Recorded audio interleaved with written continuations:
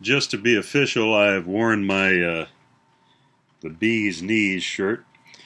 As I tell people when I show them that shirt, though, I said the sad news is there's a honeybee somewhere turning around in circles on the ground. But anyway, I got a couple of questions in from the YouTube, and once again, just this time of year, there's minimal stuff to do. I mean, there's uh, traditionally in beekeeping, this is the time of year to start, doing maintenance stuff. Working on your hive bodies, frames that need to be fixed, etc., etc. Just stuff that usually you're too busy to do during the spring, summer, and fall. But I did have, and want to encourage you, just continue. Send questions that you'd like to discuss in regards to beekeeping. A couple came in here, one from Bob, which is, we would be very interested in how you got into being a commercial beekeeper, almond pollinations, nukes, etc., queen rearing, and timeline of beekeeping in the Northwest. I'm still figuring that one out. Getting my head wrapped around, this is going on 5 years now that I've been keeping bees in this area, the Pacific Northwest, Washington State. Just now, going into my 5th year, I feel I'm just starting to get my head wrapped around the time frame. The Puget Sound Beekeeping Association has an apiary calendar, which is incredible. It's check it out. Just Google it. Puget Sound Beekeeping Apiary Calendar. Great resource. How I got into commercial beekeeping is pretty simple. The first, I love business. I've always been involved in different businesses, i.e., our involvement in the restaurant, and then I also still involved in the music industry and broadcasting, radio, as you probably could tell by my voice. But anyways, I always loved bees from the time I was like 5, 6 years old, and so it was just kind of a natural step to get into beekeeping. And then when I was 12 years old, or 13 years old, I went around to family members, and I don't know how in the world I pulled this off, but anyway, I went around to family members and told them that if they invested, I think it was $250, I would pay them back $300 at the end of the bee year. And so I did that for the first couple of years, and that's how I got started. And I was able to do that and sell the honey and keep the profit. And then I got introduced. My first mentor was a commercial beekeeper. I really had a great diversity in my mentorship, in the sense that my first mentor was an old school beekeeper who was at the time in his mid-70s. He used to keep around 700 to 800 hives himself. He was a legend.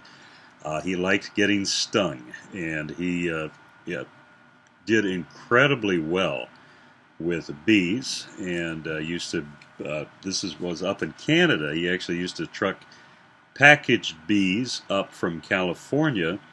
I'm trying to think this probably had to have been 60s, 70s. But anyway, so I had that, and then I had another gentleman that introduced me to commercial beekeeping at an even larger scale.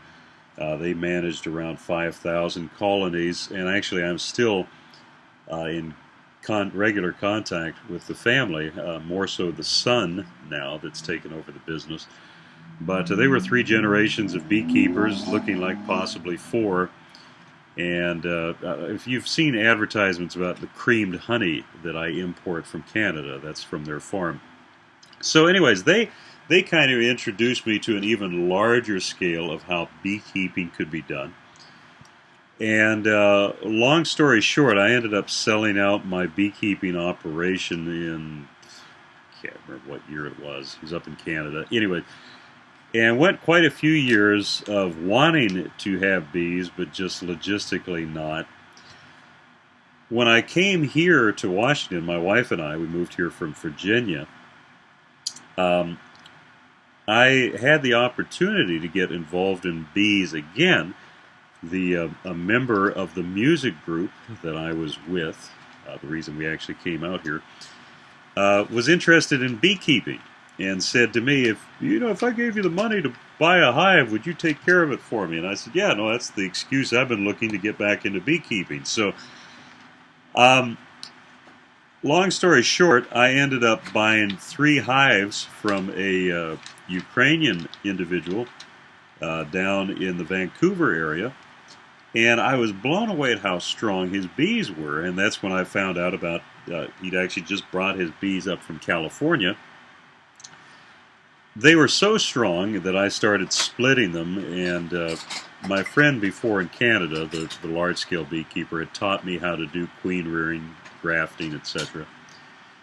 And so I took the 3 hives that I bought. I did walk-away splits with them because they were so strong. And I put an ad on Craigslist to sell the 3 splits that still had the original queen. And they sold in the first day. And I thought, gee, that's... I don't know how many of you have heard me say this before, but the beekeeping industry down here is completely different from the one in Canada. Way more opportunity here. Way more opportunity here. This is a great place if you want to get involved in the business side of commercial beekeeping. Anyways, excuse me, so those sold really quick. And so long story short, I ended up starting to make splits. And by the end of the first year that I got back into beekeeping as a hobby, I was up to 90 hives. And it's just kind of transgressed, no, that's not the right word, built from that point on. We've had 2 really, really horrible winter losses these last 2 years, but I think I've zeroed in on what that is.